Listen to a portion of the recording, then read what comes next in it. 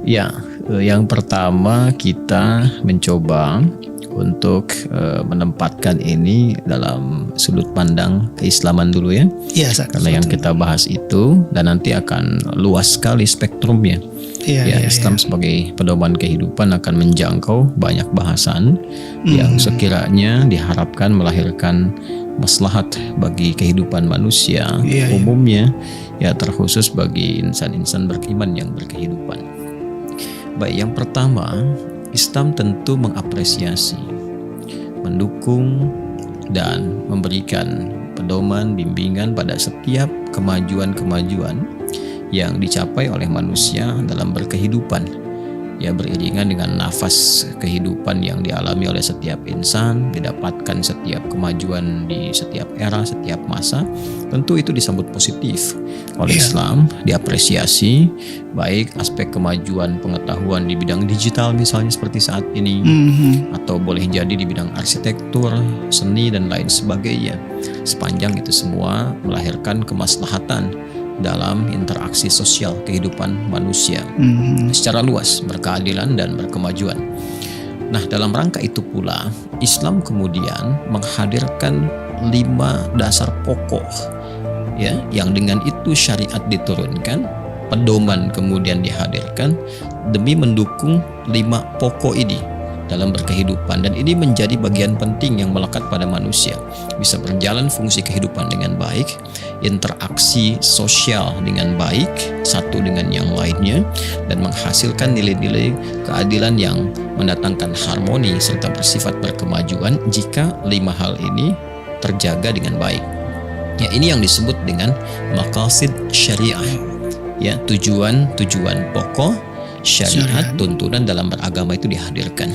Yang pertama itu disebut dengan hifdzun nafsi, ya, menjaga jiwa. Jadi jangan sampai ada kemajuan-kemajuan teknologi misalnya, atau kemajuan di bidang militer, arsitektur, seni dan yang lainnya, itu bisa mengancam dan membahayakan kepada jiwa.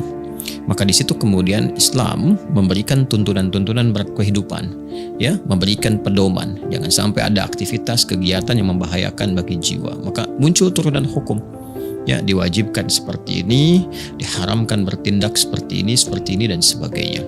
Ya, itu rahasianya, ya, hikmahnya, filosofinya. Kenapa diantaranya ada hukum-hukum wajib, hukum-hukum haram? Ada yang ditujukan untuk menjaga keutuhan jiwa itu supaya tidak dalam kondisi yang terancam. Ya. Karena itu nanti Islam misalnya memberikan pandangan tentang terorisme, ya, tentang misalnya radikalisme dan sebagainya. Jadi sangat kontradiktif dan salah persepsi jika ada yang mengaitkan Islam misalnya dengan isu-isu teror dan sebagainya, karena Islam sendiri menghadirkan solusi, ya, yang menghentikan aksi-aksi teror dalam berkehidupan yang mengancam jiwa. Satu. Yang kedua, ada yang disebut dengan hifdzul mali, kan? Tujuan syariat, pedoman beragama itu diturunkan membimbing manusia untuk menjaga harta, supaya harta itu tetap terjaga dengan baik, kan? Kemudian juga dapat dipastikan hak dan kewajiban terpenuhi, mendukung nilai-nilai kehidupan, tatanan sosial dan keseimbangan, sehingga tidak ada yang dirugikan satu pihak manapun dalam kehidupan manusia. Karena itu nanti ada hukum-hukum turunan seperti yang saya sampaikan tadi. Misal untuk menjaga keseimbangan dalam tatanan sosial kehidupan, nanti ada kewajiban berzakat, sehingga kekayaan tidak dimonopoli oleh satu golongan atau unsur saja, dan mensubsidi golongan-golongan lain disebut dengan kaum du'afa agar terstimulus untuk bisa menciptakan keseimbangan, naik kemudian derajat sosialnya, ya, dan ada nanti harmoni dalam kehidupan. Kemudian ada hukum-hukum yang diharamkan, mengharamkan pencurian dalam berbagai bentuknya, baik korupsi misalnya ataupun juga penipuan, ya. Istilahnya bisa macam-macam, tapi spiritnya ke sana. Ya, untuk menjaga harta, jangan sampai nanti ada satu kegiatan yang terlihat bagus dari kemajuan-kemajuan tertentu, tapi ternyata di balik itu, nah, ada hal-hal yang berbahaya. Ya kan? Dari unsur hifdzul mali, penjagaan terhadap harta seseorang. Bisa jadi ada unsur penipuan, ada unsur monopoli, ada unsur manipulatif misalnya. Hal-hal yang sekiranya bisa merugikan ya manusia dalam berkehidupan. Tidak hanya dalam berkeyakinan, tapi dalam berkehidupan dalam skala yang lebih luas. Ya. Baik, kemudian yang ketiga ada hifdzun nasali, menjaga garis keturunan. Ya, supaya dipastikan dengan itu kehormatan manusia tetap terjaga. Kemudian garis-garis kekerabatan itu tetap terlestarikan dengan baik, sehingga unsur-unsur kekerabatan, unsur silaturahim dalam bahasa kita kekinian, saling mengenal, persaudaraan itu bisa kuat terjaga. Karena itu turun larangan misalnya tentang zina, ada misalnya tuntunan tentang pernikahan, ada tuntunan tentang lebih dalam lagi hartanya ada warisan, ya, ada tuntunan silaturahim. Itu demi menjaga keterikatan hubungan persaudaraan yang dengan itu kemudian bisa menguatkan tatanan kehidupan. Nah, yang keempat nanti ada yang disebut dengan ini sangat menarik juga nih. Ya, setelah hifdzun nafsi menjaga jiwa, kemudian hifdzul mali menjaga harta, hifdzun nasli menjaga keturunan, hifdzul akli, Masya Allah, ya, menjaga kemampuan berpikir. Nah, sehingga apa yang kita pikirkan itu tidak keliru, tidak rusak, tertutur, teratur, karena kan apa yang dikerjakan oleh tubuh ini berdasar instruksi dari pikiran, ya kan? Pikiran kita berpikir apa, keluar tindakan kan? Nah, kalau pikiran kita baik, ekspresinya baik keluar. Pikiran kita kurang baik, keluar ekspresi yang tidak baik. Nah, sedangkan pikiran sumbernya dari unsur hati kan? Nah, maka seperti hati yang dijaga, pikiran pun harus dijaga. Ya, pikiran dijaganya lewat apa? Itu yang skema disebut dengan hifdzul aqli. Maka ada larangan-larangan, tidak boleh mengonsumsi makanan-makanan atau minuman-minuman tertentu yang bisa merusak fungsi akal. Karena itu diharamkan dalam Islam mirasantika misalnya, minuman keras dan narkotika, ya, dan turunan-turunannya, karena bisa merusak akal.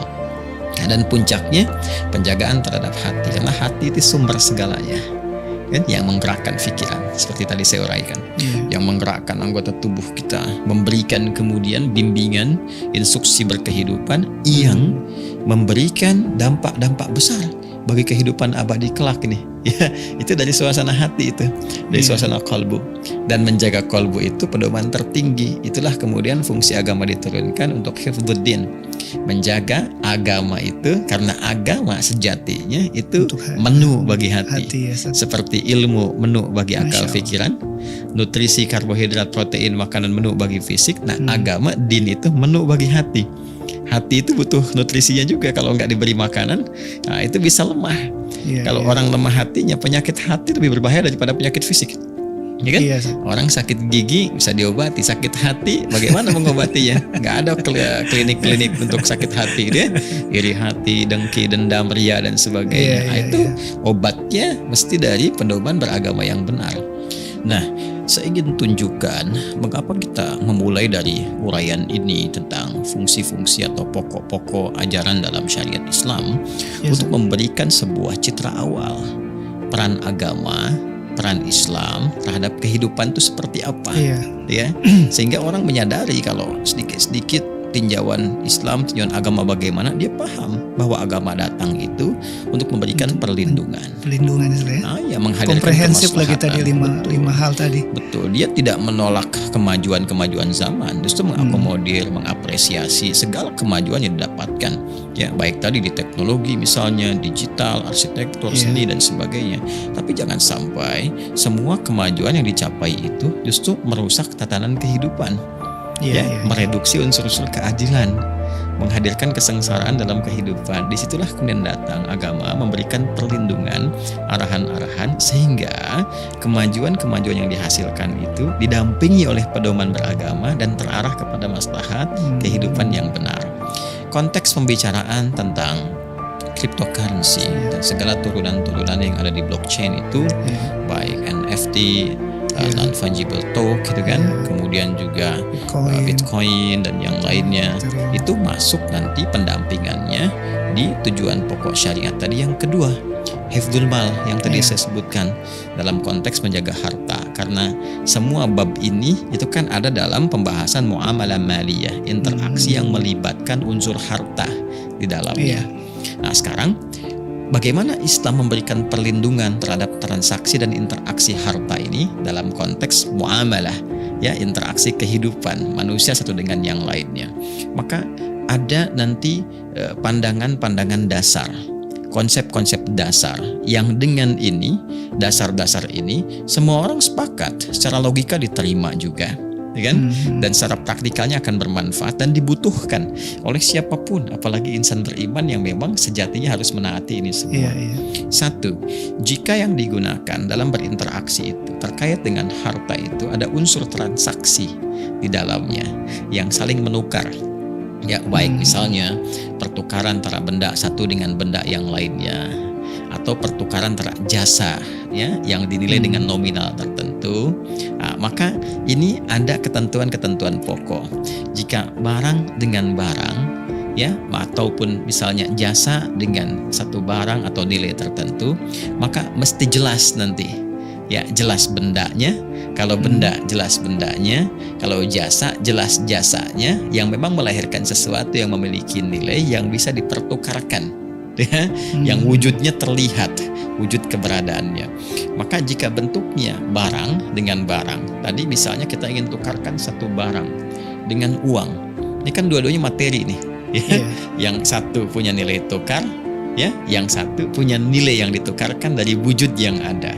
Maka syarat pertama dalam fikih Islam itu barangnya mesti nyata terlihat. Barangnya, Ustaz, ya? Barangnya mesti terlihat. Barang itu sil'ah namanya dalam istilah fikihnya, bahasa Arabnya sil'ah. Nah, sil'ahnya itu lazim antakuna mawjudah, mesti terlihat, nampak wujudnya ada. Sehingga dengan itu kepemilikan itu terhadap barang dimaksud itu bisa dipastikan sempurna, seutuhnya dimiliki. Apa yang menandakan bahwa itu milik kita, ya kan? Artinya wujudnya kan ada, ya. Wujud ini bisa dipertanggungjawabkan, bisa dihadirkan. Jangan sampai seperti fata morgana yang nampak kelihatan tapi wujudnya nggak bisa dirasakan, ya kan? Nah, jadi transaksi seperti ini tidak memberikan kepastian. Hal yang tidak memberikan kepastian masuk kategori qimar namanya. Ya, kayak judi kan itu nggak memberikan kepastian itu, ya. Gambling sifatnya, untung rugi, ya. Bisa orang ngelolanya, dia bisa untung sendiri, yang lain bisa dirugikan. Itu masuk kategori qimar, ya kan? Adapun sesuatu yang tak nampak jelas, yang terkesan manipulatif, nanti sifatnya gharar namanya. Nah, gharar dan qimar itu sesuatu yang sangat dicegah oleh agama karena bisa menghadirkan madarat nanti, ya, ketidakseimbangan dalam transaksi kehidupan dan berpotensi merugikan. Ya, sekarang cara berpikirnya sederhana saja begini. Saya punya barang nih, saya punya peci, ya. Kemudian peci ini ingin kita transaksikan. Anda ingin beli misalnya kan ini. Terus Anda punya alat tukar, materinya ada terlihat, uangnya kelihatan kan, kita bisa transaksikan. Sekarang mungkin dalam bentuk uang kertas, ya. Ada, walaupun itu nanti ada babnya sendiri, ya. Kalau Anda ingin bahas tentang uang kertas itu kita perlu episode tersendiri, ya. Tapi malah sekarang ada dompet digital, nggak terlihat, itu juga. Baik, dia sekarang punya jaminan nggak di situ, dia dompetnya ada, tapi wujudnya bisa diwujudkan dalam bentuk fisiknya, ya kan? Sekarang Anda bikin program misalnya dompet masakin, dompet untuk memberikan santunan kepada orang-orang yang memerlukan, ya, dari kalangan misalnya du'afa, ya, orang-orang taruhlah kategori misalnya di garis kemiskinan yang bisa disantuni, disubsidikan, tapi kan wujudnya ada. Walaupun Anda kumpulkan dalam bentuk misalnya digital, ada fundraising tertentu, tapi itu dinilai berdasarkan nilai tertentu yang wujud fisiknya ada dan ada penjaminnya. Ada. Nah, itu dia, ada otoritas penjaminnya. Jadi dua hal di sini, ya. Jadi saya dahulukan yang pertama tentang materi fisiknya ada. Ya, kalau dulu kan masih bagus tuh dalam bentuk uang kertas pun ada underlyingnya gitu kan. Uang kertas pertama itu kan nanti di masa dinasti Tang di Cina tahun 997 Masehi. Tapi nanti itu dikreatifkan gitu, ya oleh orang-orang Yahudi itu, ya. Orang Yahudi di Amerika nanti kelak itu mereka membuat sebuah kreasi tersendiri demi kepentingan tertentu, yang tadinya uang kertas dalam perjalanan pun underlying, underlying dalam bentuk emas itu, sehingga punya nilai yang jelas tuh. Ya, dan itu bisa mencegah ya otoritas-otoritas tertentu untuk mempermainkan nilai tukar gitu kan. Nah, cuman memang karena ya keadaan politik tertentu, dinamika tertentu, butuh bab tertentu di Klik Adi untuk membahasnya, kan? Sehingga menjadi dominan uang kertas tertentu. Ya, tapi masih ada di sini unsur penguatnya, yaitu ada otoritas yang menjamin. Ya. Mereka sudah menyiapkan lah strategi, ada bank sentral macam-macam ya, dan setiap negara sebetulnya punya otoritas tertentu untuk bisa menentukan itu. Hanya ketika bergaul secara global, nah ini kesulitan-kesulitan yang memang kita distimulus dengan adanya semua ini untuk menguatkan semua sektor-sektor dalam kehidupan berbangsa bernegara supaya mandiri. Ya, nah, dulu di zaman awal Bung Karno itu para ulama masih mengusulkan, ketika Bung Karno konsultasi, uang kertas itu masih bisa ada underlayingnya emas. Ya, cuman karena tekanan yang sangat berat ya masa-masa setelah itu, nah ini butuh episode sendiri. Nah, nanti jadi uang kertas penasaran sendiri. Iya, tapi dia wujudnya ada.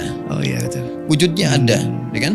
Nah, wujud ada dan ada otoritas penjamin. Ya, ini pun kan masih disoal, gitu ya. Nah, tapi karena dia ada otoritas penjamin, bisa diberlakukan, wujud fisiknya terlihat. Nah, unsur kepemilikannya minimal tuh sempurna dimiliki.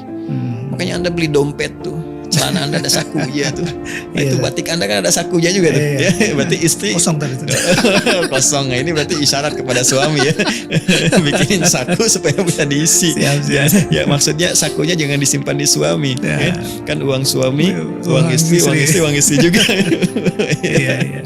Bisa aku pindah. Kenapa sampai ke situ ya bahasanya? Iya. Jadi saya balik lagi ya. Ya siap. Balik lagi. Nah ini ada materinya. Uangnya ada, sehingga ketika saya serahkan peci saya pada Anda dengan ukuran tertentu yang umumnya disepakati dan wajar sifatnya, bisa diberikan kembali peci yang mungkin serupa dan sebagainya, atau ditukar dengan hajat yang senilai dengan itu, Anda keluarkan uangnya, fisiknya ada, saya miliki, saya masukkan ke saku saya, Anda ambil peci saya, tempatkan di tempat yang sesuai, kan? Maka terjadi pertukaran yang seimbang dalam bentuk benda yang dipertukarkan, materinya ada. Sekarang kita tarik ke dunia blockchain misalnya, ya ada kreasi yang ditampilkan, wujudnya ada. Wujud ini bisa dihadirkan. Misal ada karya ini kemudian ditampilkan, dipasarkan di NFT misalnya, non-fungible token itu, ya ini kan sebetulnya marketplace yang dihadirkan untuk menstimulus ini cryptocurrency ini berlaku. Untuk dipergunakan. Iya, kalau nggak ada itu kan dia nggak bisa dipakai di cryptocurrency ini. Maka medianya, pasarnya dipakai itu NFT itu. Maka dibentuk galeri, dinilai dengan nilai tertentu, tersimpan di blockchain semuanya ini, kan tercatat, nggak mungkin bisa dimanipulasi catatan ini. Ya catatannya. Dan penting juga dicatat selain itu bahwa bendanya ada, wujudnya ada, yang disimpan di galeri ini. Kalau dikeluarkan pun, di print, dicetak, wujud dia ada, terlihat, nampak. Bisa dihadirkan, namun dia harus dinilai, ditukarkan dengan satu mata uang yang ditransaksikan yang wujudnya nggak ada. Iya. Seperti OpenSea dia pakai Ethereum. Ethereum ada, cuman kan dia nilai-nilai digital aja dituliskan 0, sekian atau 1 Ethereum dan seterusnya, ya kan? Nah, tapi ketika dimunculkan, dihadirkan, dia nggak punya wujud fisik. Jadi bagaimana menukarkan sesuatu yang ada dengan yang tidak ada? Ya, jadi sifatnya hanya semacam orang kontrol aja, ada angka-angka, tapi wujudnya nggak ada gitu. Ya, Anda kan nggak mungkin menukarkan misalnya sesuatu yang wujudnya fisikal ada dengan sesuatu yang nggak nampak gitu. Ya, kan nggak sama. La yastawil bainal insani wa kuntilanak gitu. Anda kan nggak mungkin nukarkan manusia dengan jin, karena nggak serupa gitu kan. Jin kan nggak tampak, manusia ada. Ini ilustrasi gitu kan. Ya, jadi sesuatu ini persoalan. Kalau ini soal bisa selesai, maka aman. Cryptocurrency nggak ada masalah dalam timbangan syariat. Tapi kenapa ulama ini memberikan satu keadaan hukum yang ketat di bidang ini untuk memberikan kepastian yang menjamin kemaslahatan bagi semua pihak? Karena apa yang digunakan dari transaksi keuangan ini maslahatnya untuk semua. Jadi jangan sampai ini punya nanti keuntungan di satu komunitas atau golongan tertentu yang diuntungkan dengan adanya ini, tapi merugikan pada pihak lain yang belum tahu. Ya, tiba-tiba 1-2 pihak di endorse seakan-akan punya banyak penghasilan dari situ. Orang tertarik masuk, kemudian dia menyimpan aset, dia bayar, tuh kan. Persoalan cryptocurrency pun kan harus disimpan uang dulu ke situ. Deposit dulu kan. Nah, kemudian ketika mendepositkan uang, depositnya apa jaminan dari situ? Dia simpan di situ. Ya, Anda nyimpan ke blockchain misalnya sekian ratus juta, sekian miliar, disimpan di situ. Itu kan uang wujud Anda yang ada. Anda serahkan, disimpan di situ, ya kan? Lalu kemudian ditukarkan dengan sesuatu yang wujudnya nggak ada, hanya nama saja, Ethereum, Kemudian macam-macam lagi nih bentuknya mata uang, macam-macam sebagainya. Mata uang di kripto itu. Ya, jadi masalah gitu. Ya, ketika diwujudkan dia tidak punya wujud, dan persoalannya ketika mau dicetak pun dikembalikan ke mata uang yang ada sekarang. Lalu kenapa tidak menggunakan mata uang yang ada saja, kan? Karena belum ada yang mau jamin itu, Ustaz. Nah, itu persoalannya. Jadi dia tidak ada otoritas yang menjamin secara keseluruhannya. Sampai saat ini masalahnya di situ. Nah, kalau dia bisa menyelesaikan persoalan ini, selesai babnya, tuntas. Dia misal dia munculkan ini wujudnya seperti ini. Mata uang cryptocurrency kan macam-macam tuh ya. Yang satu wujudnya begini, misalnya ini wujudnya begini, lalu punya nilainya sekian. Lalu nilai ini ekuivalen misalnya ya dengan mata uang yang ada yang sekarang secara fisikal kita dapati sekian. Ya bahasa gampangnya beginilah, digital, rupiah dalam bentuk digital. Apa gitu kan, dolar dalam bentuk digital dan sebagainya. Jadi dia nanti bisa dinilai itu, persamaan nilai itu. Selesai. Ya, kalau mau misalnya, tapi kan ini bisa nanti nilai-nilai ini tetap dikontrol oleh otoritas tertentu yang bisa menaik turunkan seenaknya gitu kan, mengontrol nilai nominal sehingga banyak dirugikan. Ya bikin underlying aja yang setara. Yang paling nggak banyak perdebatan kan emas, itu kan paling gampang gitu. Disepakati, underlyingnya pakai emas aja. Ya mungkin setara semua, nggak ada repot-repot lagi, diarahkan ke situ. Jadi rupiah sekian, nilai ininya sekian, ini underlyingnya sekian. Nah, uang digital memfasilitasi itu, kan itu selesai masalahnya, kan? Nah, jadi dia punya underlyingnya, ada wujudnya, ya kan? Kemudian dia menyelesaikan persoalan dunia atau global saat ini, ya. Tapi kalau kita mau jujur ya repot-repotnya kenapa nggak dibalikin ke emas aja misalnya kan, sehingga punya nilai dan seterusnya. Atau tadi uang kertas punya takaran seperti Indonesia pernah mempraktekkan dulu. Nah, saya kembali ya kepada hukum tadi. Kalau Anda tanya tentang cryptocurrency, sampai MUI pun melakukan kajian tentang ini, persoalannya hampir semua sama, nggak lepas dari dua hal tadi. Ya, ingat ya, bukan menghambat atau menolak kemajuan, sangat diapresiasi. Nah, ini yang jadi ada kesalahan logika dalam berpikir ketika Islam misalnya memberikan pandangan atau agama mengatakan ini haram ya, langsung dipersepsikan ini menghambat, ya, antipati terhadap kemajuan atau menghambat kemajuan, menghambat kreativitas. Cara berpikir yang salah.